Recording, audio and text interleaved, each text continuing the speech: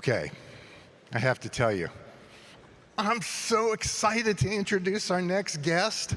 I can't just... Here at Starmus Earth, we have physicists and chemists and biologists and astronomers and musicians and a lot of people involved in AI. Our next speaker stands apart from all of those as, and this isn't a word I use a lot, unique. What I love about her is that throughout her life, she's lived by one guiding principle. She has done what she's wanted to do. And isn't that a happy life? So it is my honor to bring to the Starmus Earth stage the one and only Laurie Anderson.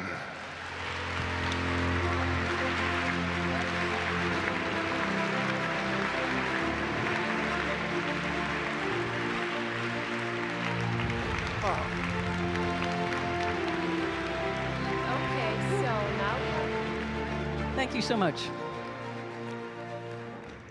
Thank you very much. Let's see, here's some pictures. Yeah, I would like to tell you a little bit about a project that I've been working on for a while. It's about how to build an ARK in the 21st century. What would it look like? Where would it go? What would it be? So I'll be talking about stories and really, what is a story? And more than that, who is telling it? And we'll talk about why that means something.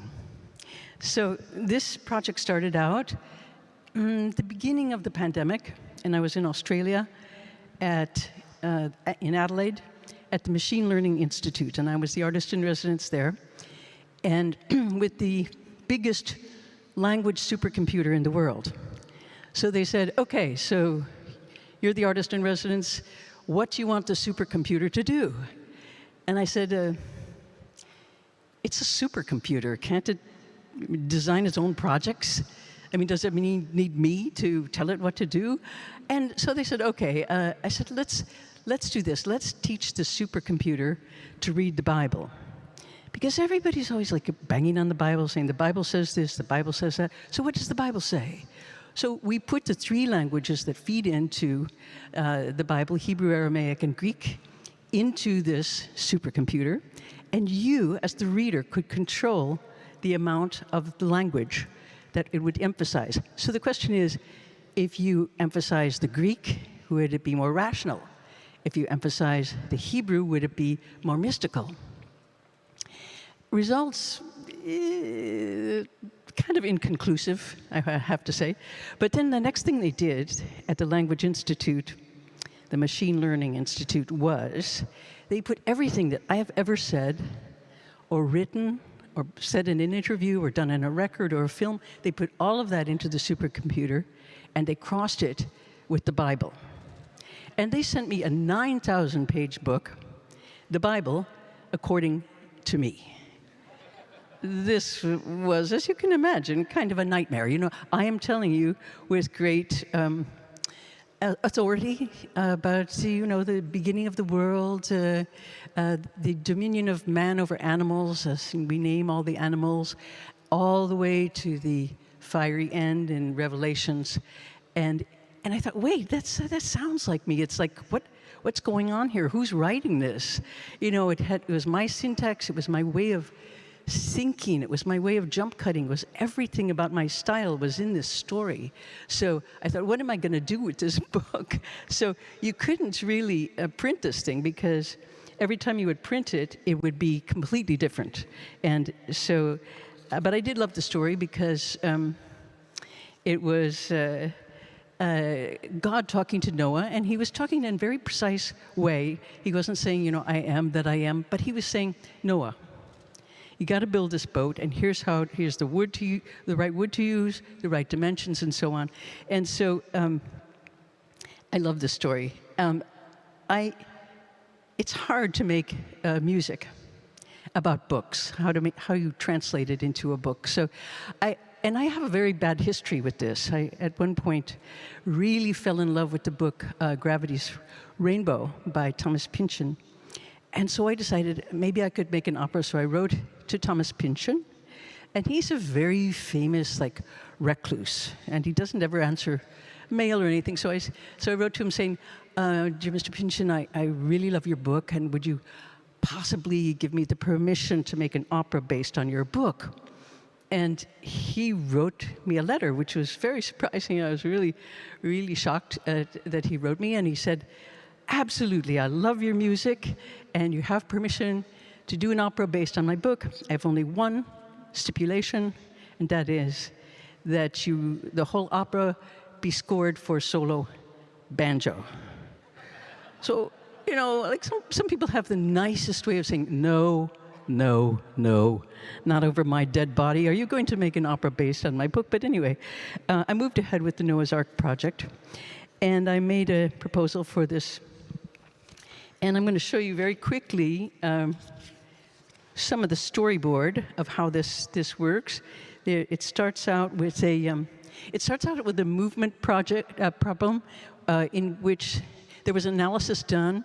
It starts out with the story of Noah's Ark and landing on Mount Ararat. And the problem was that there was some analysis of the winds and tides and currents at that time, and they discovered that in order for Noah's Ark to have ended up on Mount Ararat, it couldn't have started out close by. It would have started out 4,000 miles to the west, which would then locate biblical prehistory and the Garden of Eden, basically upstate New York, and the Garden of Eden, New York City, more or less.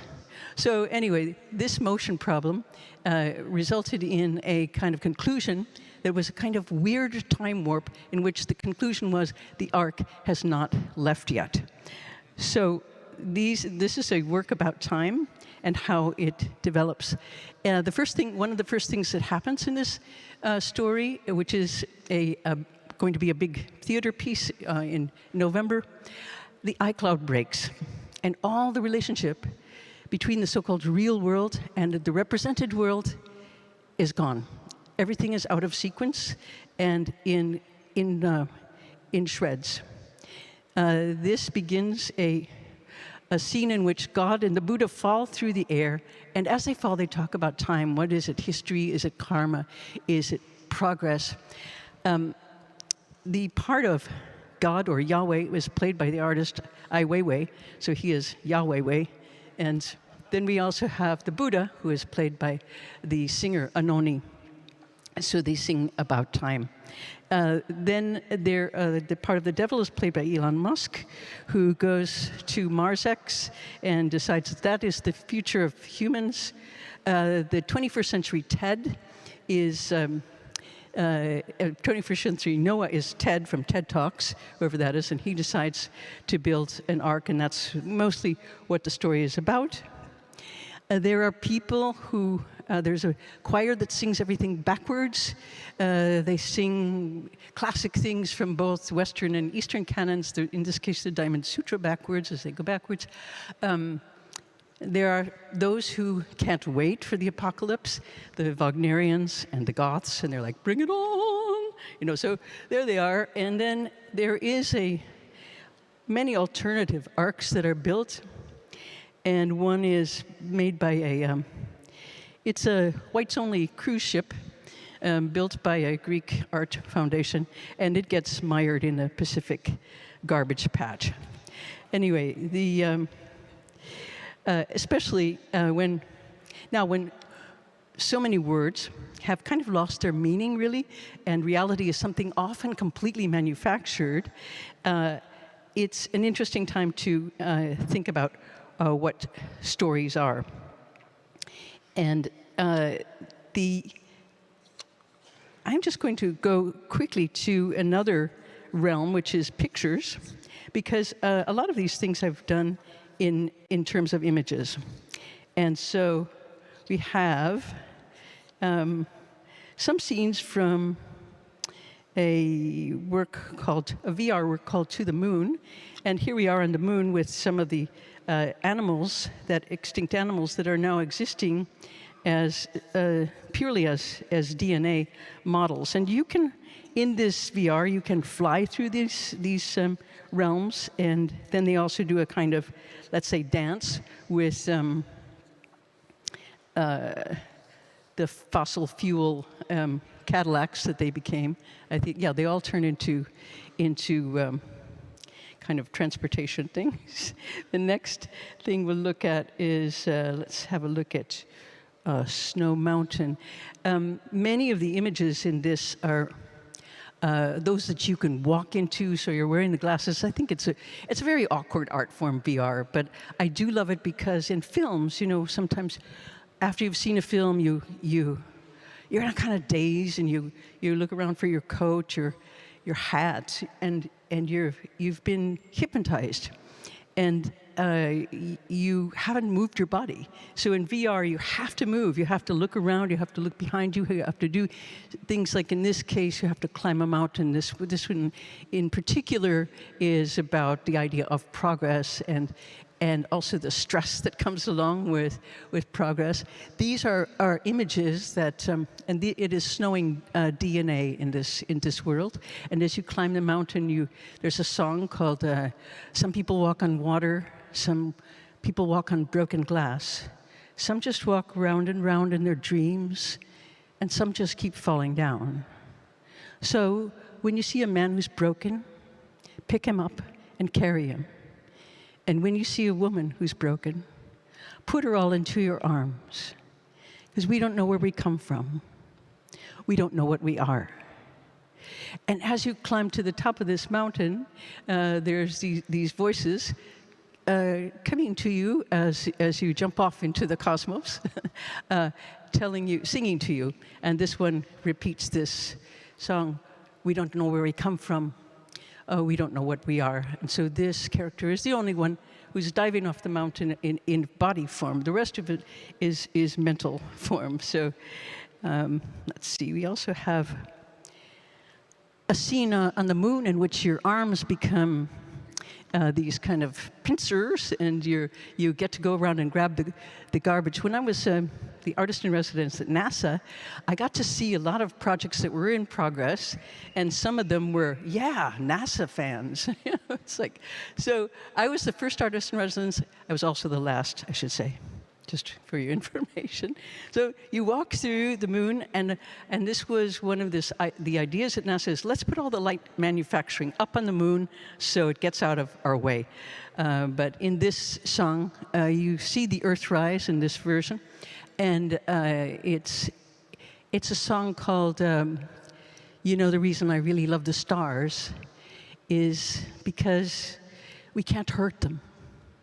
We can't flood them or blow them up or turn them out, but we are reaching for them, and we are just reaching for them. So this is a little song about reaching for things and getting sometimes other things than you thought.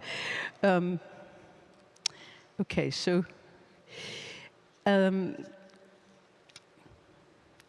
the one thing I do want to say is,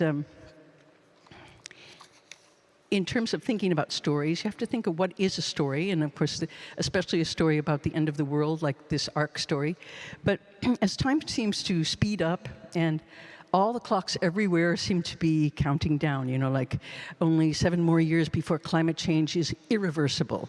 Only 3 months left before the last white rhino is extinguished forever.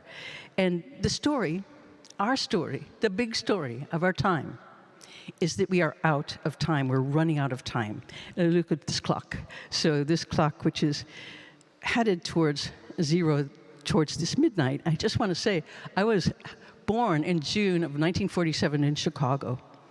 That was the time that this clock was invented over at the University of Chicago. There were some atomic scientists there who said, we need to keep track of how time is moving. How dangerous is the world? When will it end? So they invented this clock, and this is a very unreliable clock. It goes forward, it goes back, it sometimes goes like this. It is now 90 seconds to midnight. And you can follow the progress of this clock if you look up atomic clock, and you can see how things in the world are affecting its motion.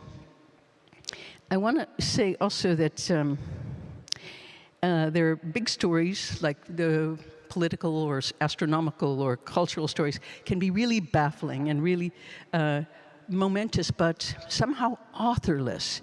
You don't know really who's telling this story. So I want to tell you a little story, a small story, a family story that has some of those elements.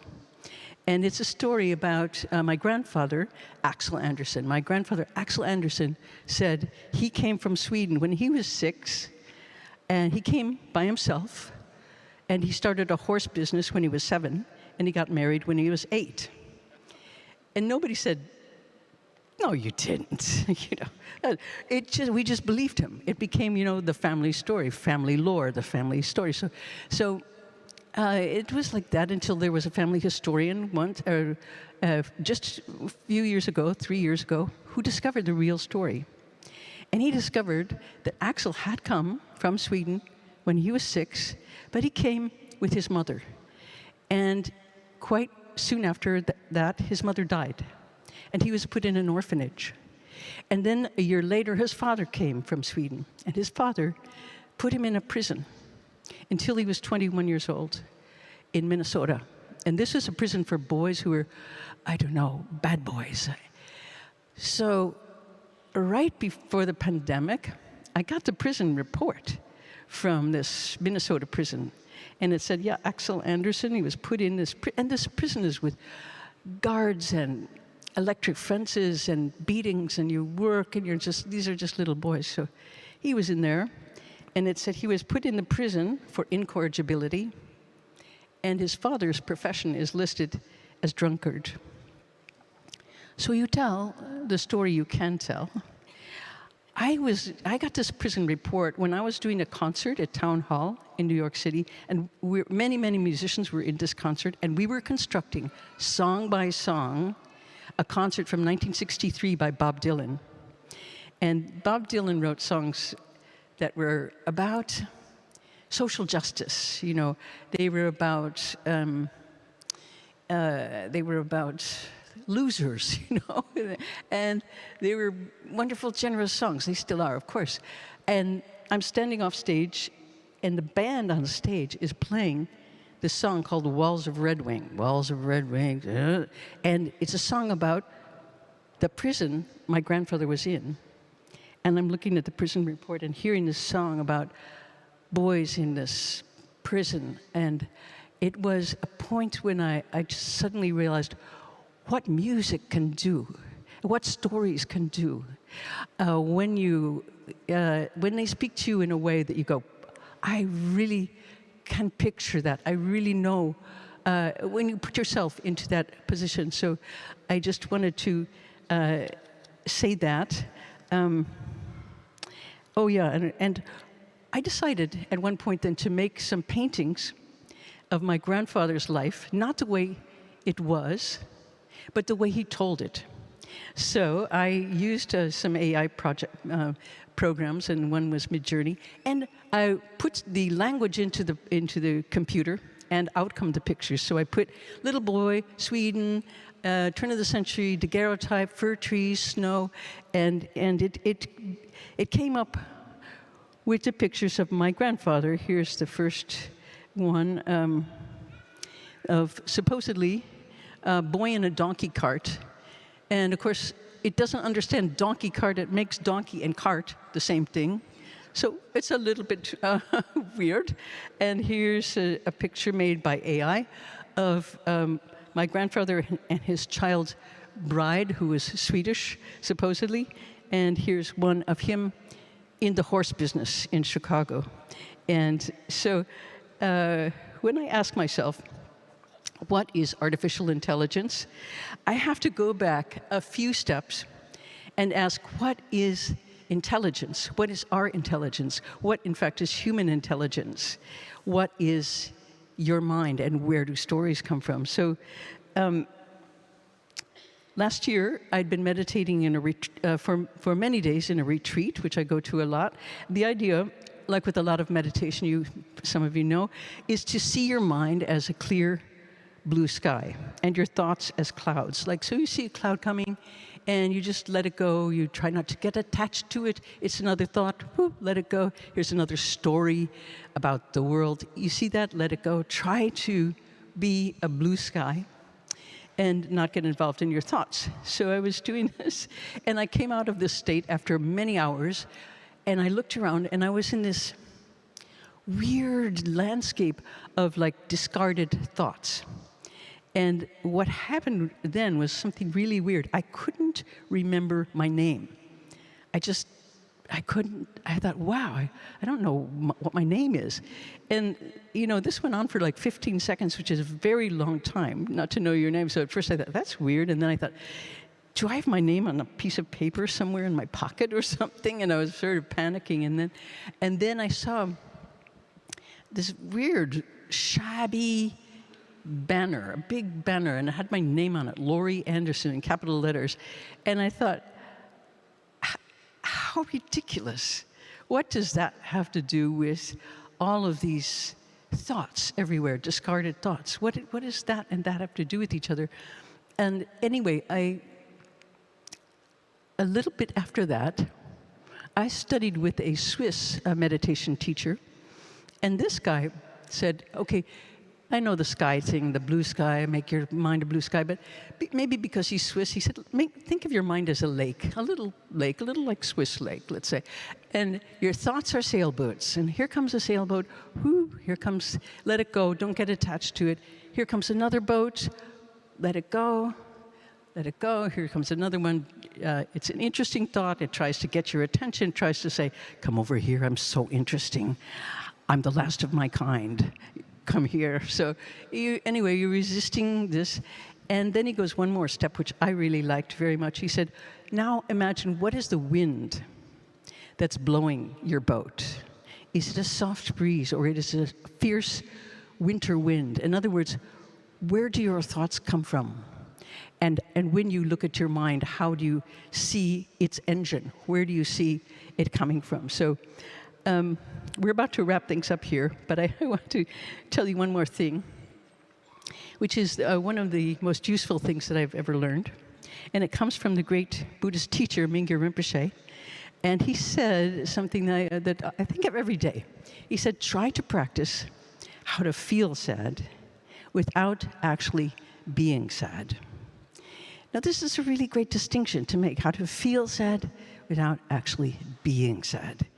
Because there are so many sad things in the world, you know, and if you pretend they're not there, you're an idiot, you know. So, but the idea is, do not become sad yourself. Do not become sad yourself. And he said, in conclusion, he said, you know, the reason we're here, the reason all of us are here, is to have a really, really, really good time. Now, there was a book that we just published, and it's called The Art of the Straight Line. And it was a book, it's a book by my husband, Lou Reed, who died a little over 10 years ago now. And he started this book, he didn't finish it. But it took us a few years. We put together his essays and his words along with his interviews with his friends and his fellow Tai Chi students.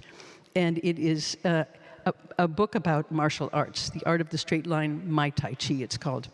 So he translated a lot of these moves that had complicated Chinese names into easier to remember phrases, like there's a move like this, like that, and that's carrying the pizza. Maybe you've seen people doing Tai Chi in the park, you probably have, and you see very elegant moves. You see there's one that goes like this, and it's so lovely and elegant and smooth. What is that? Decapitation. It is a martial art, a ritual killing art. So I'm going to finish today. You've had a lot of practice, so I want you to also stand up again, and I'm going to show you a couple of these moves of this. Find a little space. You can stand in the aisles or where you are. Also, if you're very ambitious, you'd like to come forward and do it, or come up on the stage if you like. When I learned Tai Chi from Lou, I just followed along. So follow along with me in this Yang style Tai Chi, and we're just going to do a few moves, and we're going to listen. And I would like to ask the sound person to make this sound very loud, because it's a Yang style sound, and we will do just a very few simple moves. Here we go. And let's see, do we hear it? Don't hear it. Does anyone hear it? There it is, a little bit louder too. Okay, ready? So.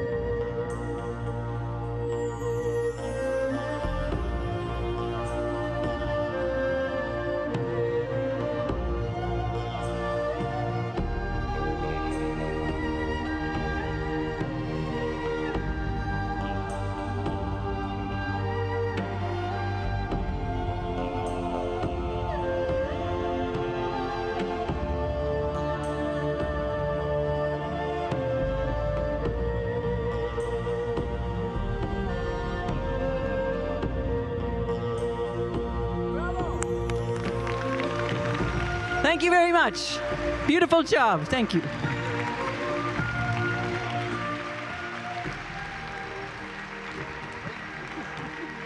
Stage. Oh, really? Okay. Yes, remember the whole presentation? Okay, yes. What a great job you did. I want Laurie to come back between every speaker now, because you're not going to be as happy with me after that. That was wonderful. Oh, let's all get happy. So last night you got the Stephen Hawking medal. That was awesome. But Thank you very much. Thank you.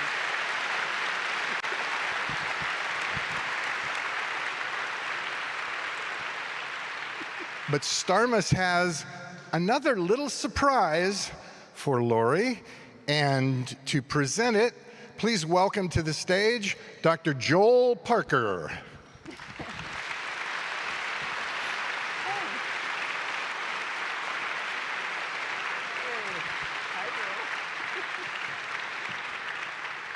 Passing of the baton. Yes. Thank you, Michael. So you may have noticed yesterday when Jane Goodall was talking, there was an image in the back of a star field with a little dot moving through it. That dot was asteroid Jane Goodall. So people ask, how do asteroids get their names? Well, there's an International Astronomical Union that manages names of things like asteroids and planetary features and things like that. And I'm pleased to announce that on April 29th, just a couple weeks ago, the International Astronomical Union named an asteroid after Laurie Anderson.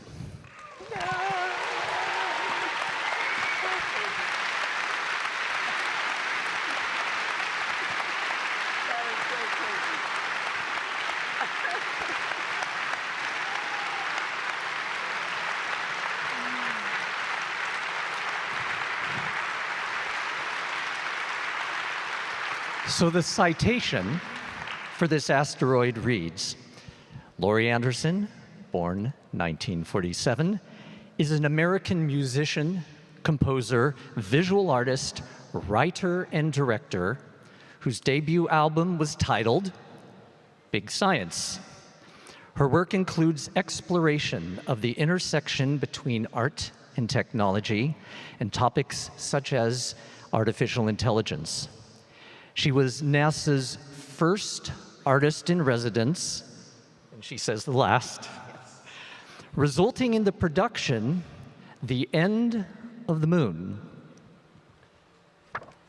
And on the back, it shows all of your physical characteristics of asteroid Laurie Anderson. It's a Mars-crossing asteroid. And it shows where it was on the date of June 5th, 1947, which is an auspicious date, indeed. And April 29th, 2024, when it was named asteroid Laurie Anderson. Now, when asteroids are discovered, they're not first given a name, they're just given a designation. In this case, this asteroid was designated 2002 LA6. The LA6 just says what time of the year it was discovered. LA, conveniently initialed for Laurie Anderson, auspicious. 2002 was not only when the asteroid was discovered, but when Laurie Anderson discovered that she was going to be an artist in residence. So all the numbers fit together. I wanted to just read one short excerpt from Laurie's book, All the Things I Lost in the Flood, Essays on Pictures, Language, and Code, which I think it's her time at NASA, and I think really embodies the spirit of Starmus. She says, "One of the things I learned at NASA was that artists and scientists have a lot more in common than I thought, because scientists don't know what they're looking for either. And we approach this in similar ways. We get a hunch, then we make something, and then we ask, what is this? What does this do? And we have to figure out some way to use it, or at the very least, find somewhere to put it." So Laurie, next time you forget your name, you can just look up in the sky and find your asteroid. And congratulations. Thank you very much. I'm overwhelmed. Thank you. Thank you so much. Oh. I'm speechless, but thank you. I can't thank you enough.